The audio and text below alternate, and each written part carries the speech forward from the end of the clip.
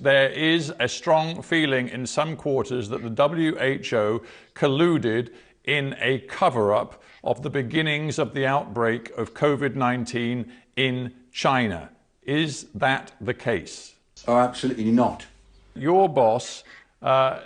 Tedros, the head of the WHO, went to Beijing, and in the course of his conversations with Xi Jinping and others, he heaped praise upon the Chinese response to COVID-19.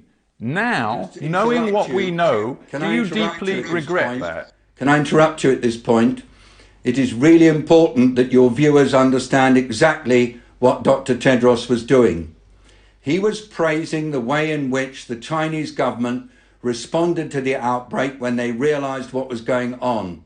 They did a number of things that every other country should be doing. They informed their people what was happening, they reinforced public health services, they repurposed hospitals, and they got the whole of government to focus on the need to stop movement out of Wuhan, to stop the disease spreading elsewhere in the country. That was praised because it was the right thing to do. Other countries have done the same, particularly countries that were affected by SARS in 2003. That was what Dr. Tedros was praising, and he has encouraged other countries to read the report of what we've seen was happening in China during February and to apply those findings themselves. That was correct. As my view, as a public health professional, that was the right thing to do. People who actually have a lot of time for the WHO, who've even worked alongside it, people like David Fidler, fellow in global health at the Council on Foreign Relations, been a consultant to the WHO, who says we have had a situation since the beginning of the year where it looks like the WHO doesn't want to exercise its authority when it came to its interventions with China. What do you say to that?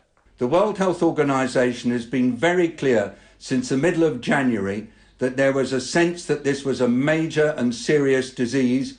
On the 14th of January, that concern was expressed in press briefings and other communications, and it's been the same ever since. Take this virus seriously.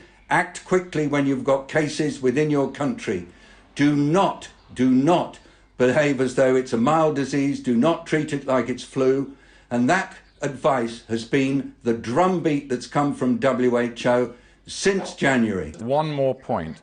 Taiwan. The government of Taiwan says that it sent information to you at the WHO in late December describing their fear that human-to-human transmission of COVID-19, well, we didn't call it that then, but we now know as COVID-19, was already happening. They say they got no response from you, and there are many people concerned that because of your WHO's close relationship with the Chinese government, that anything that came from Taiwan was not taken seriously. Is that true?